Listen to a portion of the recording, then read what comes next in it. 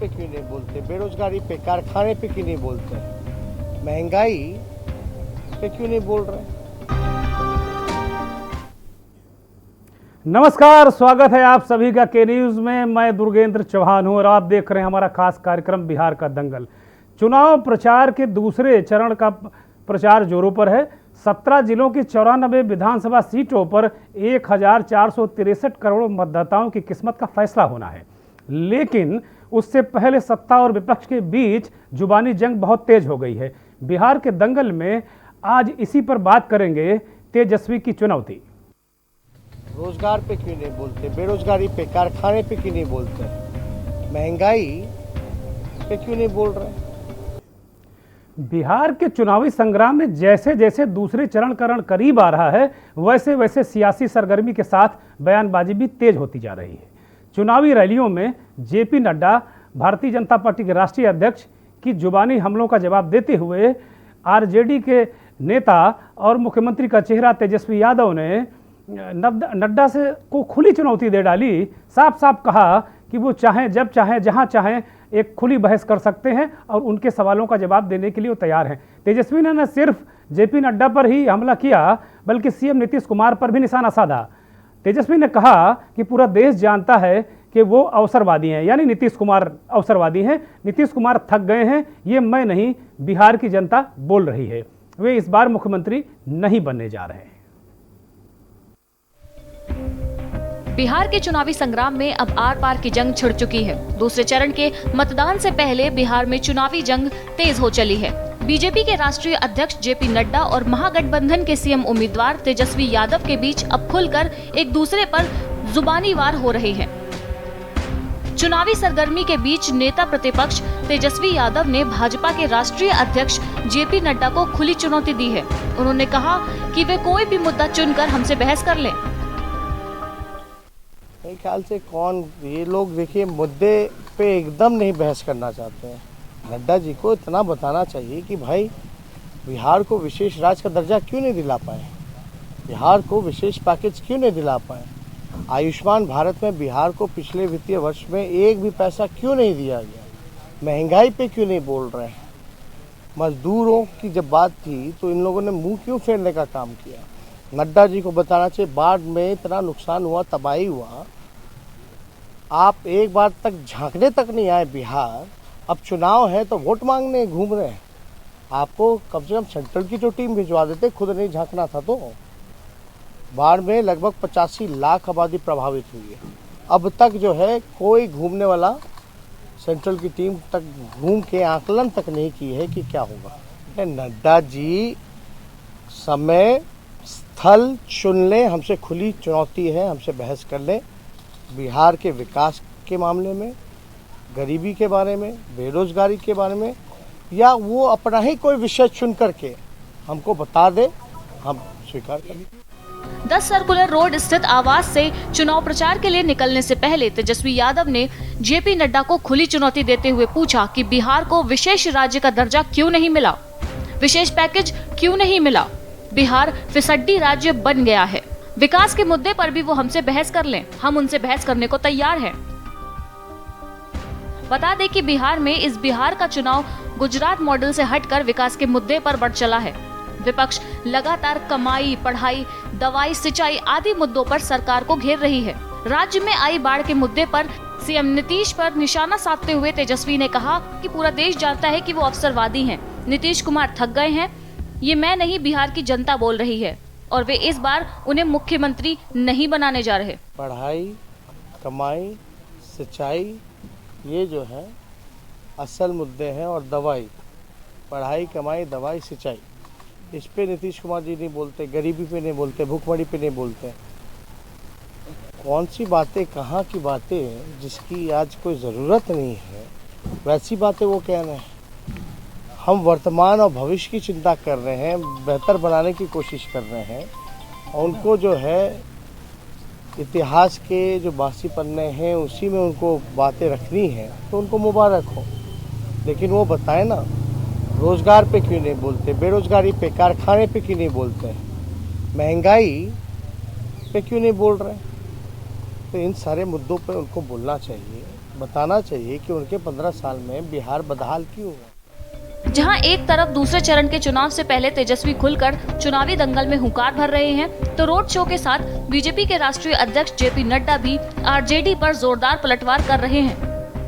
बात आई कि ये बिहार एक समय में लैंटर्न युग में चला गया है? ये बिहार तेल पिलैयन लाठी भांजियन रैली करने लग गया। ये बिहार इसमें गौरव महसूस करने लग गया कि अंगोछा पहन के जाता है, टाई और पैंट पहन के लौटता है। ये लालू का स्टेटमेंट है। आज उनका बेटा 10 लाख नौकरी देने की बात कर रहा है। अरे पहले पिता की माफी मांगो, कम से कम 20 लाख से ज्यादा तो पलायन कर गए बिहार से, उनके बारे में तुमको क्या कहना है? कहां तुम सोच रहे हो, क्या तुम बात कर रहे हो? और आप नौकरी देंगे, आपने नौकरी के बजाय तो नौकरी ले ली। जब उस समय लोग सड़क मांगते थे तो लालू जी बोलते थे, अबे सड़क आ जाएगी तो पुलिस आ जाएगी, पकड़ेगी तुमको। These are the arguments. इन्होंने कहा बिहार को पहुंचा। Congress party, Indian National Congress, दुहाई देने के लिए पीछे नहीं हटेंगे।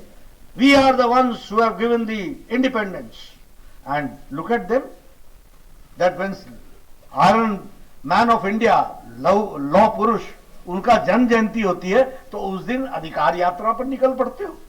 कोई दिन, अरे 1 तारीख को कर लेना था, प्रजातंत्र यार। हमको तो तुमको पहले भी सुनने की आदत है, आज भी सुन लेंगे।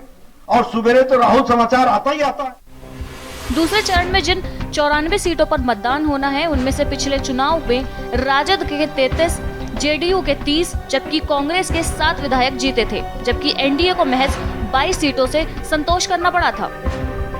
ताजे सियासी हालात को देखें तो पिछले चुनाव से इस चुनाव में परिस्थितियां बदली हैं।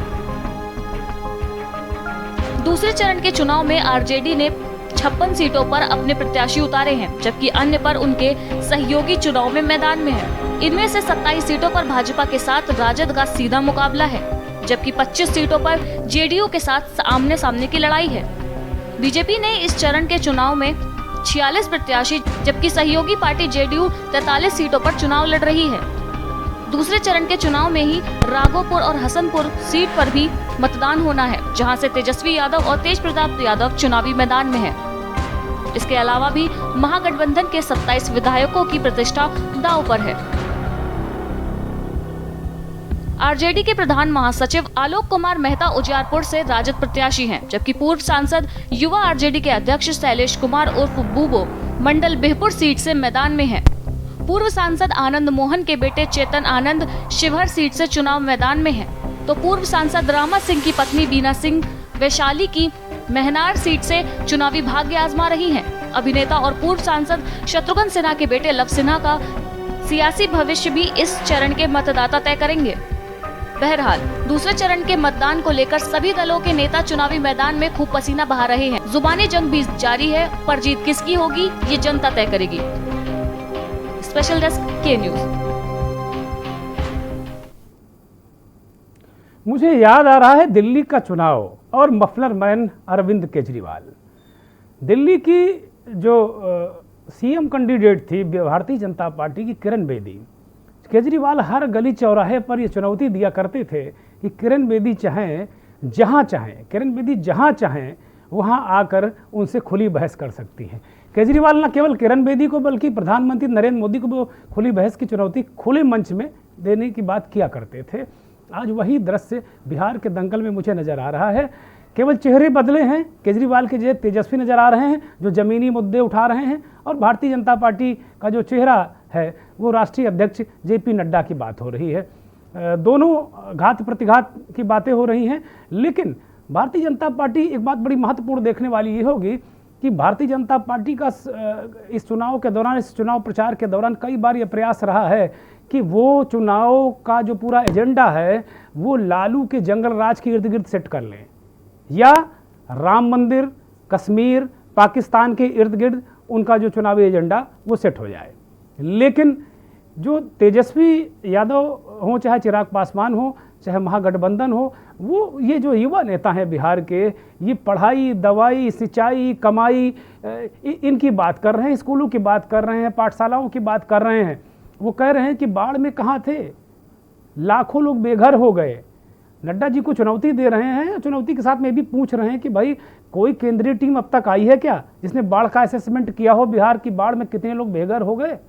50 लाख लोग बेघर होने की बात कर रहे हैं तेजस्वी यादव। 12 करोड़ का राज्य है तो 50 लाख लोग बेघर हुए, 16 जिले प्रभावित हुए थे बाढ़ से। लेकिन वो कह रहे हैं क्या आप एक बार भी बाढ़ के दौरान देखने आए थे? एक राष्ट्रीय पार्टी के, दुनिया की सबसे बड़ी पार्टी के अध्यक्ष हैं आप, अगर आप आ जाते तो अच्छा होता। क्या हेल्थ की कोई सुविधाएं कोरोना काल के दौरान आप देखने आए थे? आज आप बात कर रहे हैं लालू के जंगल राज की, और ये बता रहे हैं कि नहीं, लालू यादव कहा करते थे कि चुनाव अपने जो चुनावी लाभ के लिए कि अगर सड़क बन जाएगी तो पुलिस आ जाएगी। उस बार उस जंगल राज को स्थापित करने की बीजेपी कोशिश कर रही, लेकिन दूसरे चरण का प्रचार कल शाम बंद हो जाएगा 5 बजे। पूरी यकीन के साथ मैं कह सकता हूं कि जो एनडीए है वो दूसरे चरण में भी अपना एजेंडा सेट करने में कामयाब नहीं हुआ है। नीतीश कुमार का जो सबसे बड़ा एक प्लस पॉइंट है, उनका जो मास्टर स्ट्रोक है या उनका जो सबसे प्रबल हथियार है, वो बिहार में जो उन्होंने एक राज किया है, एक गवर्नेंस की बात की है, उसका असर जरूर है, इससे इनकार नहीं किया सकता। गुड गवर्नेंस की बात जो नीतीश कुमार ने की थी और उनके आने के बाद जो व्यापारी को राहत मिली थी, जो गुंडा राज था, जो बदमाशी थी, उसमें जरूर लाभ मिला है। और वो लाभ अगर कोई करिश्मा करता है तो नीतीश कुमार की सत्ता में वापसी होगी, वरना मुश्किलें बहुत हैं। इन तमाम मुद्दों पर चर्चा करने के लिए पटना से हमारे साथ वरिष्ठ पत्रकार मुकेश कुमार जी जुड़ गए हैं।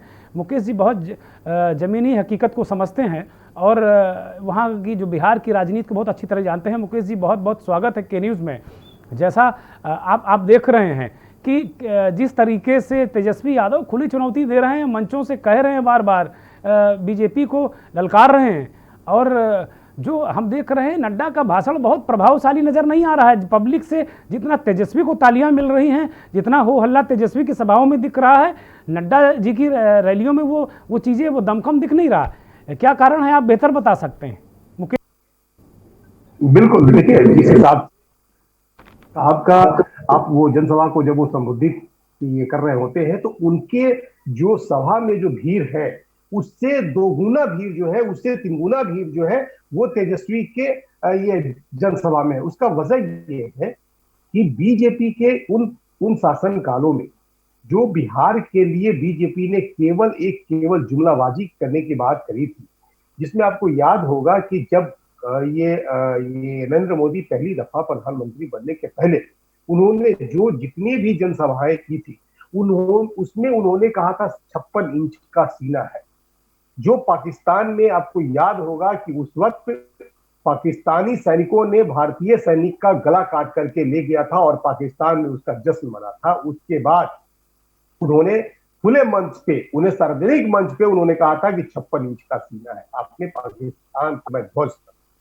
तो ये जो इन सब चीजों को बिहार की जनता लगातार देख रही है। आप दूसरी बात आप याद कीजिए, क्योंकि जेडी नड्डा साहब की जो ये आज वो ये राष्ट्रीय अध्यक्ष बने, उसके पहले प्रधानमंत्री ने इस बात को कहा था कि जब ये बिहार के ये जो डबल इंजन की सरकार ये थी और नीतीश कुमार इसके मुख्यमंत्री थे, नीतीश कुमार के मुख्यमंत्री काल में उन्होंने साफ तौर से कहा था कि बिहार को विशेष राज्य का दर्जा देंगे, बिहार को विशेष पैकेज दिया जाएगा। ये सारे चीज कहाँ गए? आपने 2015 में उन्होंने कहा था कि मैं चीनी मिल खुलवा दूंगा, मोतिहारी का चीनी मिल जो है वो उसको खुल जाएगा और वहां का ये जो वहां पे आकर के मैं उसी चीनी मिल के चीनी से मैं चाय पीऊंगा।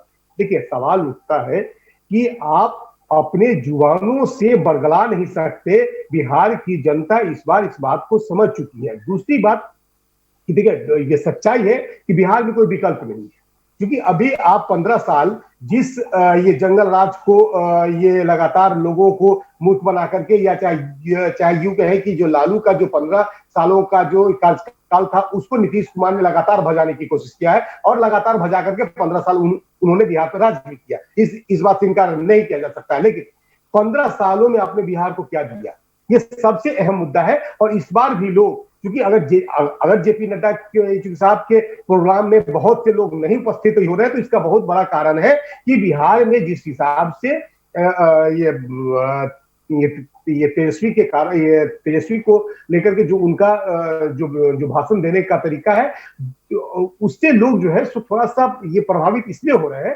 कि इनके जो सहयोगी दल है, देखिए बहुत अहम बात है कि नौकरी देना और ये उस पर ये फिर दोबारा अमल करना, क्योंकि 10 लाख लोगों को नौकरी देने की बात करी है आरजेडी ने।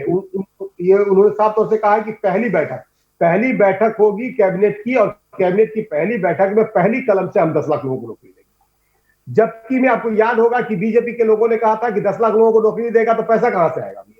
तो आपने 19 लाख लोगों को नौकरी देने की बात करी है, तो 19 लाख लोगों की नौकरी अगर देने की बात करेंगे तो फिर उसके लिए पैसा कहां से आएगा। तो सवाल उठता है कि बिहार की जनता अब छलेगी नहीं। बिहार की जनता इस बात को समझ चुकी है। बिहार की जनता अपना मैंडेट जब देगी तो वो 10 तारीख को देगी। लोकतंत्र का मालिक होता है जनता, और जनता इसका फैसला करती है। मुकेश जी से चर्चा जारी रखेंगे, मुकेश जी से बात करेंगे। यहाँ एक छोटे से ब्रेक के लिए रुकेंगे, और ब्रेक के बाद जब लौटेंगे तो ये बात करेंगे, क्योंकि एक बड़ा महत्वपूर्ण घटनाक्रम हुआ है कल। कांग्रेस ने भी एक चुनावी वादा कर दिया है। वो वादा क्या है, ब्रेक के बाद बताएंगे आपको। रोजगार पे क्यों नहीं बोलते, बेरोजगारी पे, कारखाने पे क्यों नहीं बोलते, महंगाई पे क्यों नहीं बोल रहे। तो इन सारे मुद्दों पे उनको।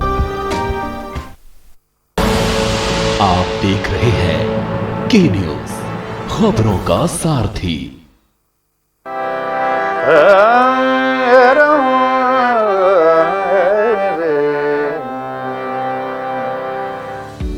घंटों रियाज करना पड़ता है एक ब्लॉकबस्टर गाना बनाने के लिए, लेकिन डेंगू जैसी बीमारी को हराने के लिए हमें बस 10 मिनट निकालने हैं। एक सिंपल सा काम करना है। दिल्ली सरकार द्वारा डेंगू के खिलाफ चलाए जा रहे कैंपेन को फॉलो करें।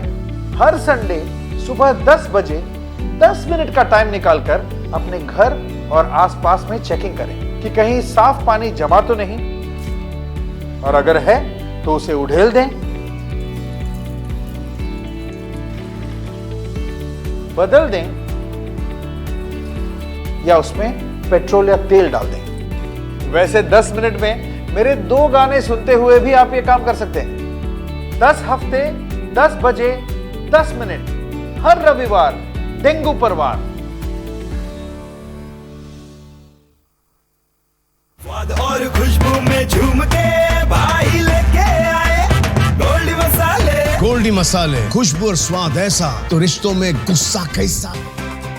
आईपीएल पान मसाला, इसमें है शिमोगा की मशहूर सुपारी, केरल के बागों से इलायची, सोलन के जंगलों से उत्पादित शुद्ध कत्था, असली फूलों की खुशबू और प्योर चंदन के तेल से निर्मित, 0% निकोटीन, 0% टोबैको युक्त आईपीएल पान मसाला।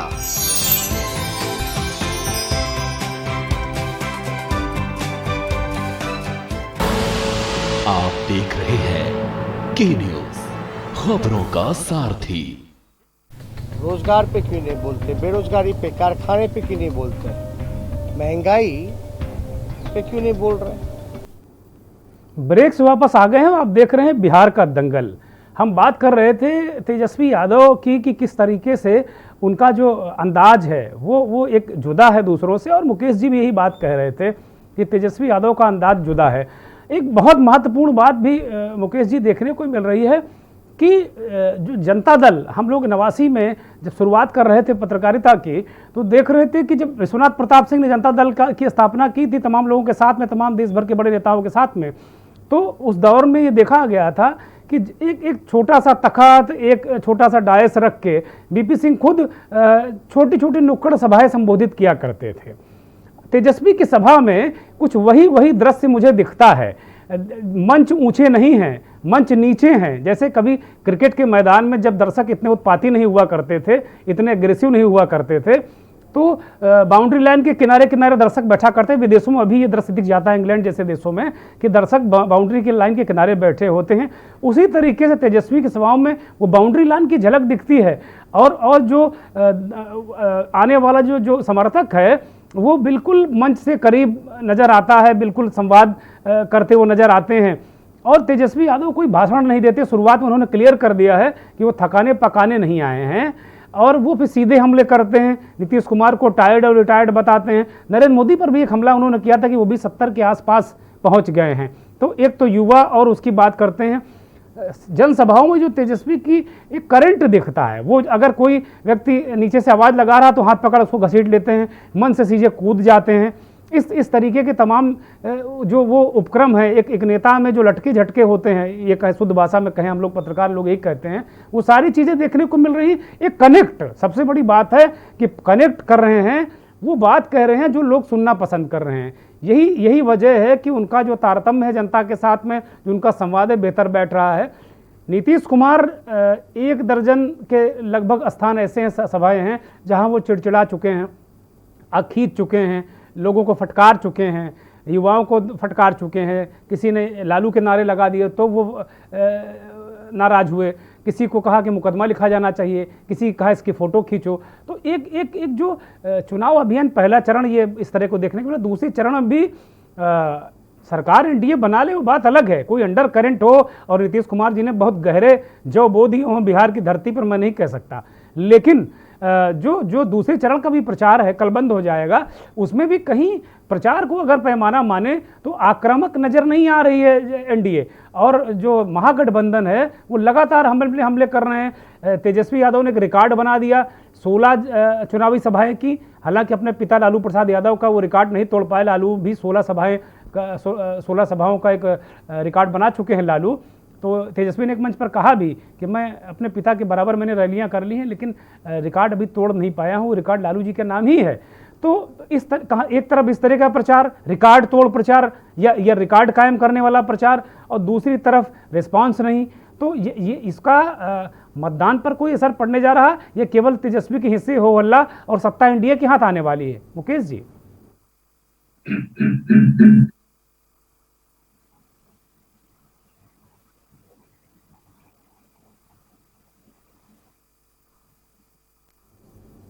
लगता है मुकेश जी तक आवाज़ नहीं पहुंच रही। बड़ी महत्वपूर्ण सवाल हम रख रहे थे, बड़ी महत्वपूर्ण बिंदु हमने रखे कि किस तरीके से तेजस्वी यादव अपनी सभाओं में कर रहे हैं और जेपी नड्डा को चुनौती दे रहे हैं। और जेपी नड्डा कह रहे हैं कि भाई वो रोजगार की बात तब करें। वो कह रहे हैं कि 10 लाख नौकरियों की बात वो कर रहे हैं तेजस्वी यादव, लेकिन उनके पिता ने 20 लाख लोगों को भगा दिया है। ये बड़ा सवाल कर रहे हैं तेजस्वी यादव से जेपी नड्डा कि भाई उनके पिता ने 20 लाख लोगों को यहाँ से पलायन करने पर मजबूर किया है और तेजस्वी यादव 10 लाख लोगों को नौकरियों की बात कर रहे हैं। तो ये इस तरीके की चीज़ों का, इस तरीके के जो चुनावी जो कनेक्ट करने की कोशिश कर रहे हैं बीजेपी के लोग या एनडीए के लोग, जो ये संवाद है मुकेश जी, इसका क्या असर पड़ रहा है आम मतदाता में? क्या मतदाता कनेक्ट कर पा रहा है जेपी नड्डा या नीतीश कुमार या अन्य लोगों से? देखिए, सबसे जो अहम सवाल है कि रैलियां कितना भी कर ले, चाहे वो नीतीश कुमार कर ले, जेपी नड्डा कर ले या फिर तेजस्वी यादव करे। तेजस्वी यादव के आप दोनों के कई चीजों को आप मार कीजिएगा तो आपको सभाएं हैं वो बिल्कुल अलग अलग। आप जब इनसे ये तेजस्वी का जब भी भाषण होता है तो देखिएगा कि उसमें जो लोग होते हैं जो ठीक सामने होते हैं। उसका वजह यह कि जिस समय तेजस्वी ने साफ तौर से कहा था कि हमको किसी तरीके का डर नहीं लगता है, हम प्योर बिहारी हैं, हम आपके साथ रहेंगे। देखिए, यह कितना भी ये लोग ये कर ले, ये रैलियां कर ले, यहाँ पे लोगों को 2 चीज चाहिए, रोजगार, विकास। 15 साल जेडीयू की सरकार रही, 15 साल इनकी सरकार रही। इनके सरकार को जेडीयू ने भजाया और जेडीयू ने जो अब तक किया उसको अब जो है तो महागठबंधन भजाने की कोशिश कर रहा है, क्योंकि अब 2 ही पार्टियां हैं। अब इस बार का चुनाव एनडीए वर्सेस ये महागठबंधन है। इस बार जिस हिसाब से जो इसके सहयोगी दल है कांग्रेस ने एक बात आपको कहा है, अब चूंकि उसके मैनिफेस्टो में देखिएगा उसमें साफ तौर से लिखा हुआ है कि शराबबंदी जो नीतीश कुमार ने करी है, अगर मेरी सरकार बनती है तो हम उसमें एक बार पुनर्विचार करेंगे। देखिए, शराबबंदी करके और अगर बिहार में आज शराबबंदी को लेकर के आप चूंकि देखेंगे तो लोग शराब आज भी बिक रहा है, ऐसा नहीं है। लेकिन अब जो है शराब अहम सवाल है मुकेश जी, शराबबंदी की बात कही है और कुल मिलाकर अगर देखा जाए तो शराबबंदी की बात कही है कि भाई शराबबंदी की हम पुनर्समीक्षा करेंगे। एक बात और महत्वपूर्ण बात कही कि कल एक पटना में एक प्रेस कॉन्फ्रेंस हुई जिसमें एक युवा पत्रकार ने सवाल किया, जो कांग्रेस के चुनाव प्रबंधक हैं और राष्ट्रीय महासचिव हैं सुरजेवाला, रणदीप सिंह सुरजेवाला से एक सवाल किया कि क्या बिहार की हेल्थ सिस्टम जो नष्ट हो गया है, जो स्वास्थ्य सिस्टम नष्ट हो गया है, उसके लिए क्या कोई आपके पास कोई सल्यूशन है? तो जो बातें वो कही उन्होंने, जो चीज़ें उन्होंने बताई कि भाई आप वहाँ कोई डॉक्टर या नर्स आएगी, सीधे अपना बायोडाटा देगी और उसकी नियुक्ति हो जाएगी। तो एक तरीके से ये कांग्रेस के चुनावी वादे के रूप में इसे देखा जा रहा है। बहुत बहुत धन्यवाद मुकेश जी। एक कांग्रेस का भी एक चुनावी वादा है कि वो जो एक प्रेस कॉन्फ्रेंस में एक जवाब वो चुनावी वादा बनकर एक तरीके से कांग्रेस पूरे बिहार में तैरने लगा है कि जब अगर महागठबंधन की सरकार आई तो कांग्रेस ने ये वादा किया है कि वो डॉक्टरों की भर्ती, नर्सों की भर्ती बिल्कुल ओपन टू ऑल करेंगे और जो अपने जो सर्टिफिकेट हैं वो लेकर आएगा, नियुक्ति पत्र लेकर जाएगा। ये एक बड़ा मुद्दा भी ये उछल रहा है बिहार के दंगल में। अभी के लिए फिलहाल इतना ही। देश दुनिया की खबरों के लिए जुड़े रहिए के न्यूज़ के साथ। नमस्कार। रोजगार पे क्यों नहीं बोलते, बेरोजगारी पे, कारखाने पे क्यों नहीं बोलते, महंगाई पे क्यों नहीं बोल रहे?